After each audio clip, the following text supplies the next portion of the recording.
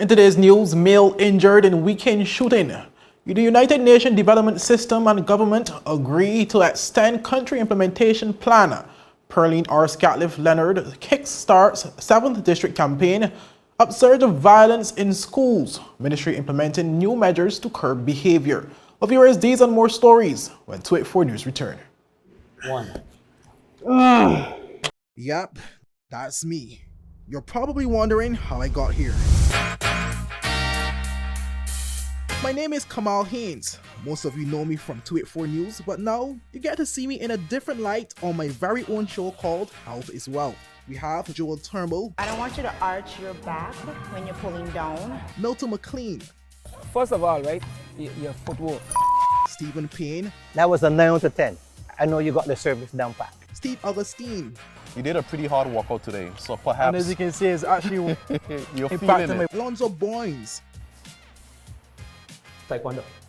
Adam Murrows. I'll speak as if you're an absolute beginner. I am an absolute beginner. You are an absolute beginner. And Seth Graham. It bites. It will bite.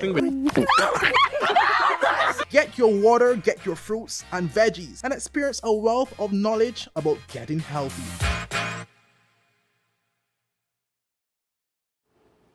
Well, welcome viewers to the Monday, February 20th edition of 284 News. I am Kamal Haynes, bringing you the latest out of the British Virgin Islands. While leading today's news, a shooting incident occurred late last evening, Saturday, February 18, 2023, and left one male nursing gunshot injuries. But the Royal Virgin Islands Police Force confirmed the incident via a statement issued to the media stating, and I quote, "The Royal Virgin Islands Police Force confirms a shooting incident late last night in the Longbush area. One male is being treated for injuries at the hospital. No further information is available at this time," end quote. Well, viewers, more to come as that story continues to develop. Well, moving on, viewers, where the United Nations Development System and the BVI government has agreed to extend the UNVI country implementation plan throughout 2023 with revised priorities. Well, this was confirmed by Premier and Minister of Finance, Dr. the Honorable Natalia Wheatley, who made the announcement during a recent session of the House of Assembly.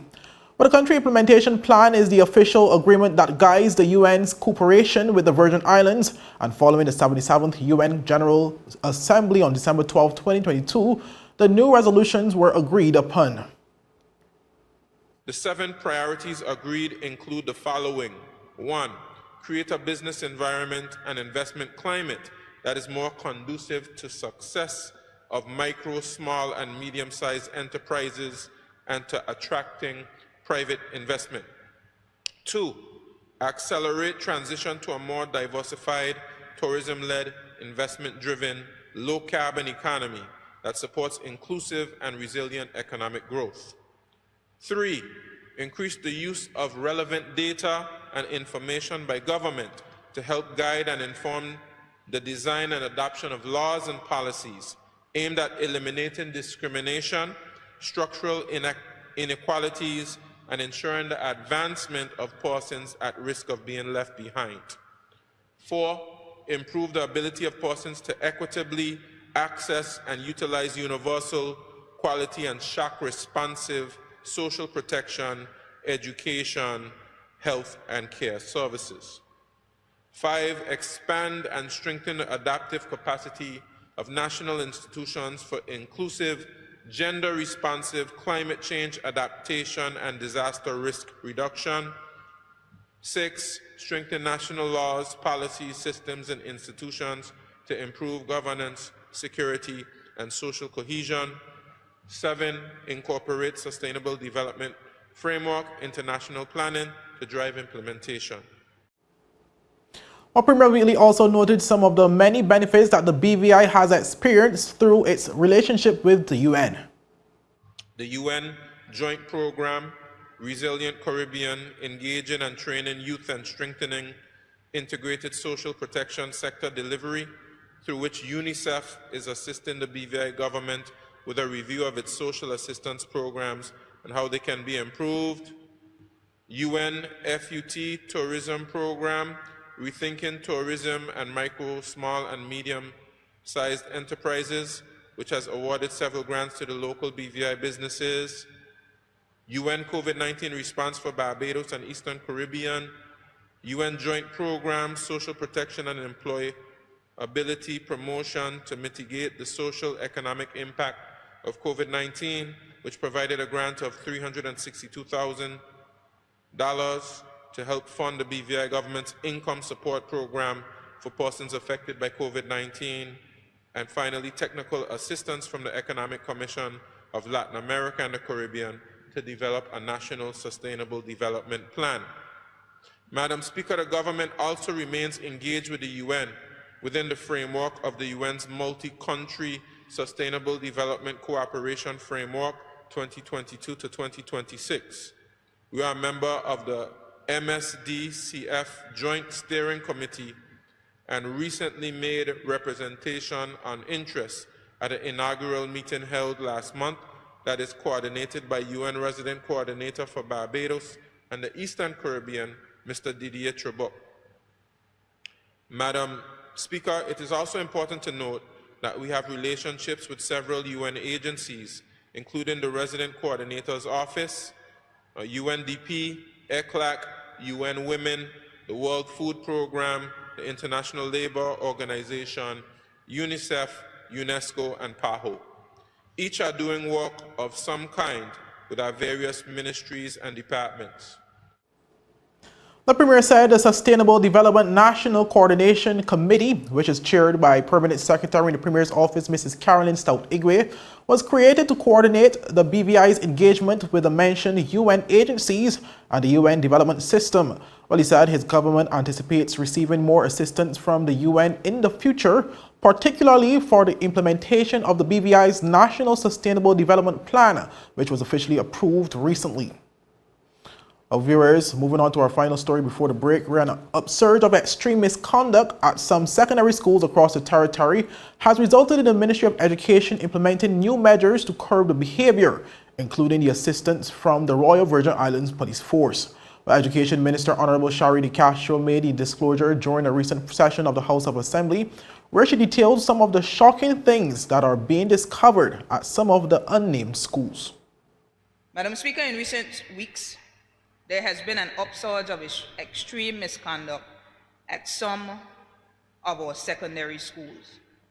In fact, Madam Speaker, I can regrettably confirm that some of our students are threatening the lives of their peers, teachers, administrators, and security officers, and are threatening to destroy school property.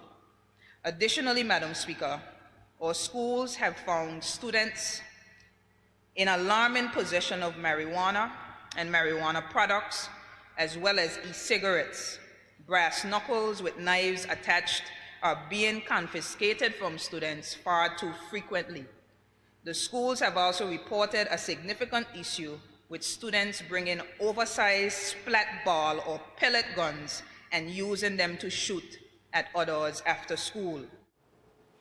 De Castro also spoke to some of the measures that have been implemented over the past few months to help curb the growing issue.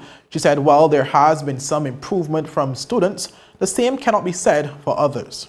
Madam Speaker, in September of 2022, I, in my capacity as Minister of Education, met with about 15 students and their parents regarding their repeated misbehavior during the last school year. And the school's intervention planning expectations were clearly outlined to all present. Madam Speaker, both students and parents were required to sign a behavior contract which outlined the school's code of conduct and discipline policy. While some of these students have earnestly tried to improve their behavior, the same is not true for others. As an added measure to address the growing concerns with students' behavior, one secondary school in particular added walk duty, in-school suspension, counseling, engaging internal and external mentors, and detention to their litany of strategies intended to remedy disruptive conduct. Here again, Madam Speaker, while some students have benefited from this wraparound approach, others continue to have no regard for the school's policies regarding student conduct. The Education Minister attributed the upsurge to a very small group of students at the schools, stating that their behavior will no longer be tolerated and will be dealt with accordingly. Even with all these measures added, schools continue to grapple with a significant number of infractions. Madam Speaker, the behaviors described above are being perpetuated by a very small percent of the overall student population. However, 100% of the time of the school's administration, teachers, and security officers are consumed addressing these matters, and critical instructional time is being repeatedly disrupted. Madam Speaker, this cannot continue. The Ministry of Education stands squarely with all schools in declaring an absolute zero-tolerance approach with regard to the perpetuation of behaviors of extreme misconduct, such as those mentioned above. Madam Speaker, this means that students who are caught with drugs or drug paraphernalia, edibles, knives, or toy guns, and students who engage in gang fights or threaten teachers or other staff will face the requisite consequences, as this type of behavior cannot be allowed to continue. Well, as it relates to the involvement of the Royal Virgin Islands Police Force, the Castro said a request has been made to have increased patrols of schools and their surrounding areas and strategic assistance with investigations in matters of extreme infractions as necessary. Well, up next, Perline R. Scatliffe-Leonard kickstarts 7th District campaign and Lavity Stoutt to be celebrated in 23rd Commemorative March, 5th Remembrance. Well, these are more stories after a word from our sponsors.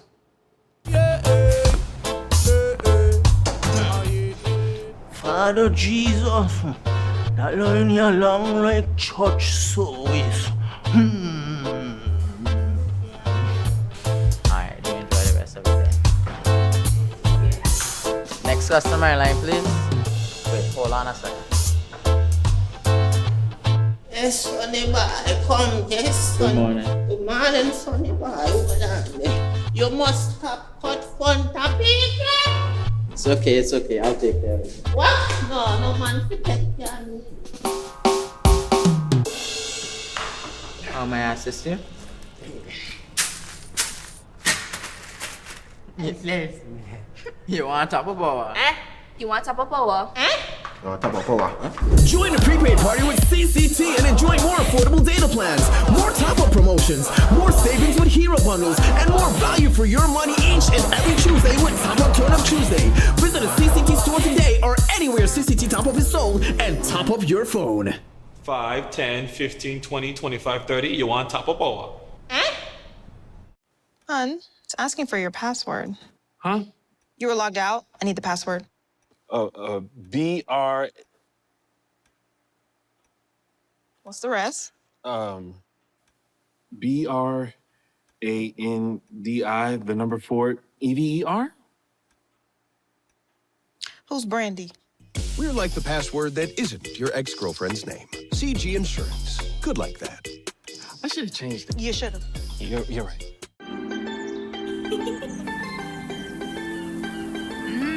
There are many ways to enjoy life, like so many ways to count on Popular. Is someone gonna get that? Hello. Hello.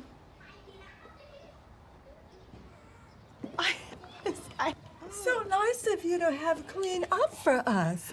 Hi, baby. We're like in-laws that don't show up unannounced. Don't worry. I've got this. CG Insurance. Good like that.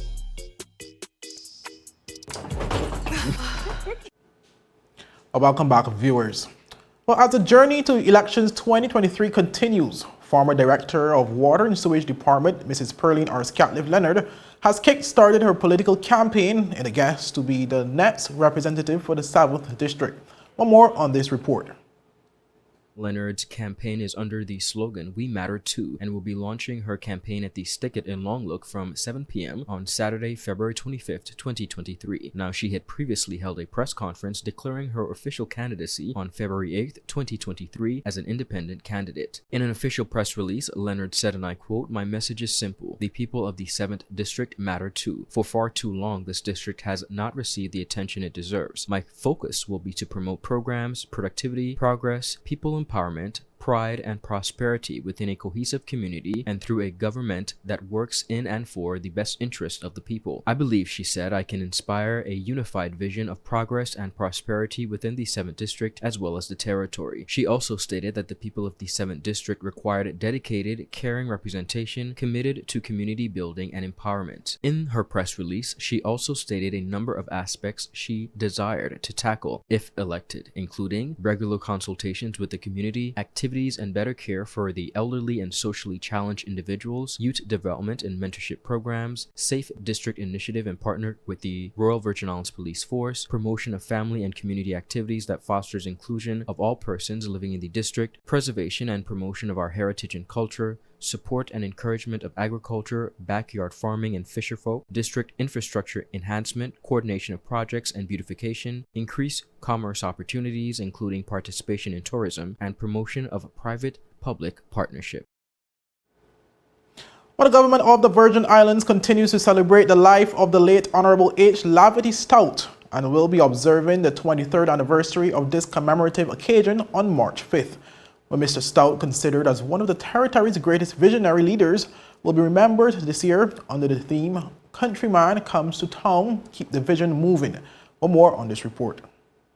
The government of the Virgin Islands continues to celebrate the life and legacy of the late Honorable H. Lavity Stoutt and will be observing the 23rd anniversary of this commemorative occasion on March 5th. Mr. Stoutt, considered as one of the territory's greatest visionary leaders, will be remembered this year under the theme, Countryman Comes to Town, Keep the Vision Moving. Activities will include a church service at the Zion Hill Methodist Church on Sunday, March 5th at 9:30 a.m. following the wreath-laying ceremony at the Capoons Bay Cemetery. The activities will continue on Monday, March 6th at the Eileen L. Parsons Auditorium at 10 a.m. Assistant Secretary in the Premier's office and Chairperson for the Planning Committee, Dr. Laverne Chowell-Bruley, is encouraging persons to attend this year's event as the committee seeks to take a further look into the life of the late Chief Minister. The late H. Lavity Stoutt was born on March 7, 1929. He served as an elected representative consecutively from 1957 to 1995 and was the territory's very first Chief Minister. He is credited with establishing the cruise ship pier,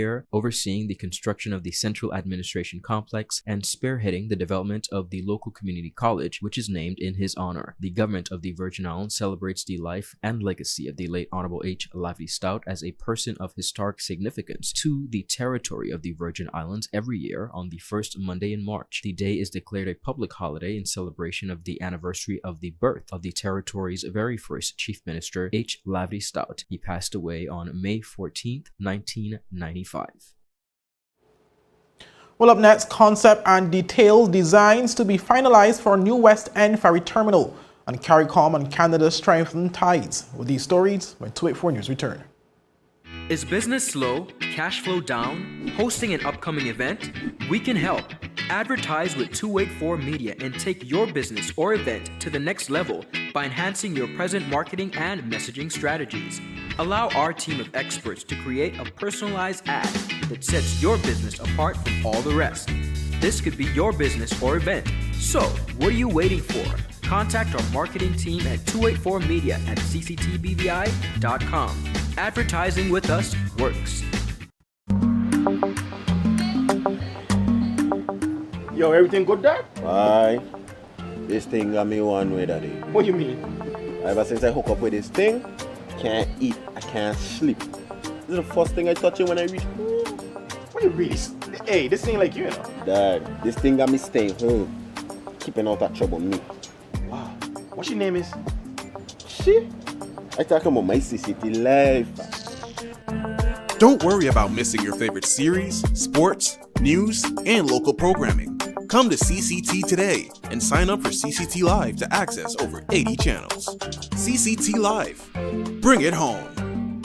1 month free trial turn into 5. 5 months turn into, well, you know I huff. I watching ball. I been watching football. Dad, Nickelodeon, Paw Patrol. I am hooked. Hook, I tell you.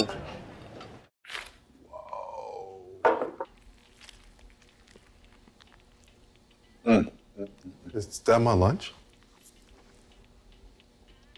Is that my lunch? We're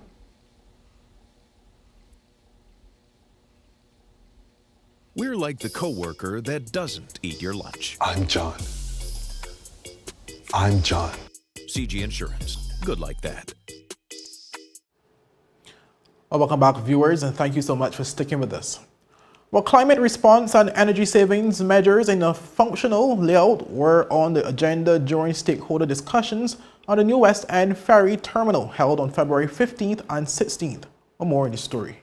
Climate response and energy savings measures in a functional layout were the agenda during the stakeholder discussions on the new West End ferry terminal held on February 15th and 16th. The meetings were held to finalize the new terminal's conceptual designs. The two-day stakeholder sessions were attended by the Acting Premier and Minister of Communications and Works, the Honorable Kai M. Reimer, with representatives from the Ministry of Communications and Works, the BVI Ports Authority, HM Customs and Immigration Departments, the Royal Virgin Islands Police Force, the BVI Tourist Board, the Town and Country Planning Department, Virgin Islands Fire and Rescue Services, ferry operators, and the West End Taxi Association, among others. The two-story ferry terminal features measures to promote efficient flow and processing of passengers for both domestic and international travel. In sharing expectations for the visit, Dr. Gov't said, and I quote, "It is important that we receive feedback on the design from the stakeholders. We have listened to their concerns, some of which we can integrate to bring relief." Dr. Gov't shared the following consultations. They are a step closer and are headed in the right direction. Now, Principal Architect Mr. Illigan said, and I quote, "We hope that the direction of the climate response will have a positive impact," adding that regarding the functional layout, we are on the right track. The ferry terminal at West End was the busiest seaport in the Virgin Islands prior to the hurricanes of 2017, with 40% of all arrivals into the territory cleared in through West End. The proposed 12,000 square foot facility will double the size of the previous facility and have the capacity to process more passengers, provide berthing for multiple ferries and private yachts,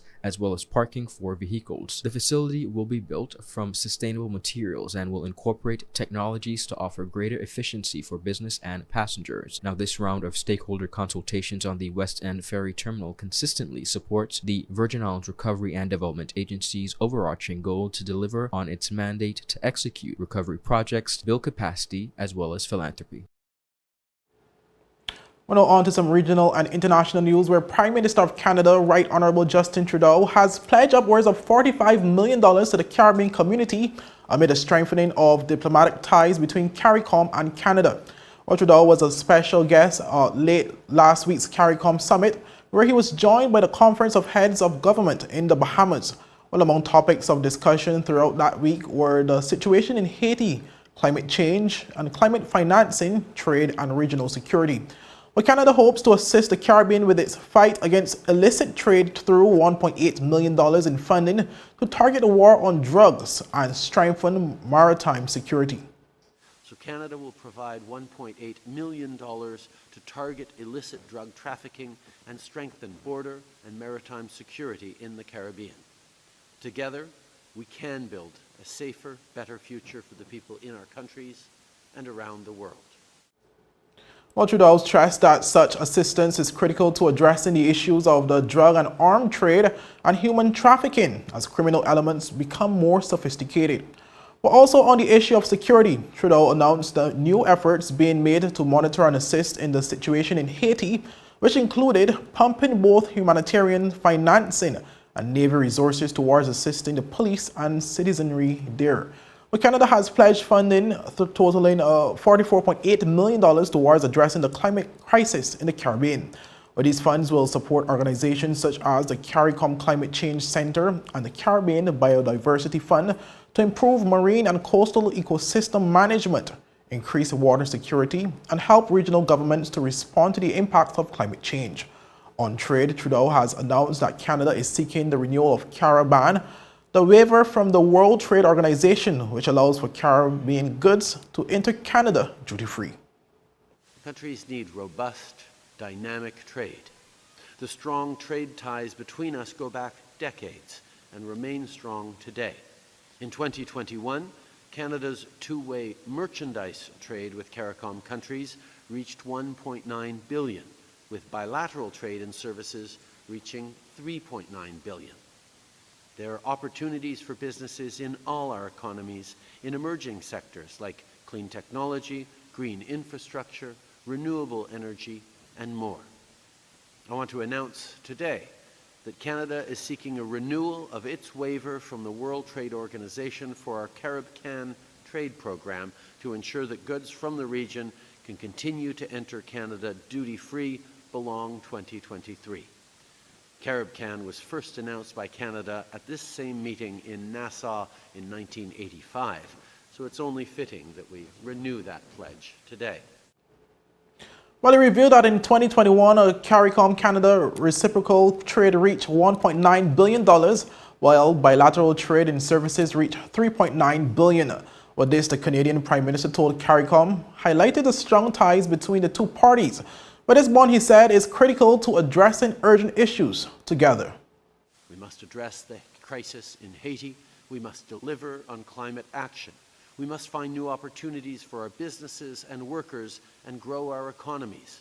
And above all, we must put people at the center of everything we do and build a future where everyone sees opportunities for themselves, their kids, and their grandkids. Canada, as always, will be a friend and partner to all of you, with no greater goal than seeing all of you succeed in the best possible way.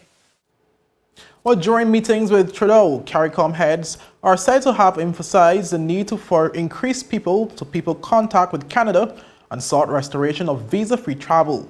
In the coming days, Canada is expected to announce new measures to simplify access to trusted travelers from CARICOM.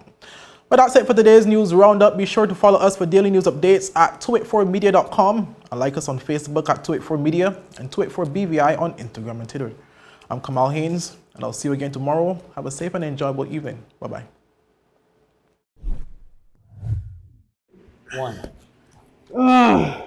Yep, that's me. You're probably wondering how I got here. My name is Kamal Haynes. Most of you know me from 284 News, but now you get to see me in a different light on my very own show called Health is Wealth. We have Joel Turnbull. I don't want you to arch your back when you're pulling down. Milton McLean. First of all, right, your footwork. Stephen Payne. That was a 9 out of 10. I know you got the service down pat. Steve Augustine. You did a pretty hard workout today, so perhaps... And as you can see, it's actually you're feeling it. Alonzo Boynes. Taekwondo. Adam Murrows. I'll speak as if you're an absolute beginner. I am an absolute beginner. You are an absolute beginner. And Seth Graham. It bites. It will bite. Get your water, get your fruits and veggies, and experience a wealth of knowledge about getting healthy.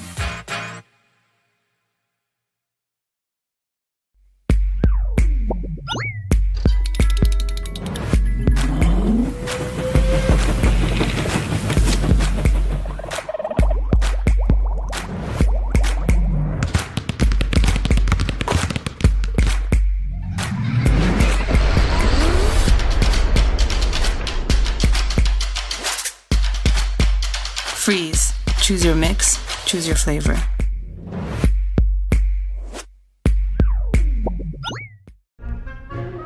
So you're saying I can ask this cat any question? The cat is connected to the computer.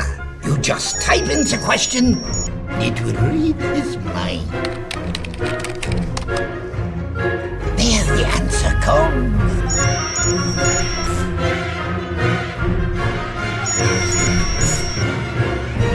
You're the man! I've been looking for this for weeks. Introducing a show poised to help guide modern-day men into 21st century distinguished gentlemen.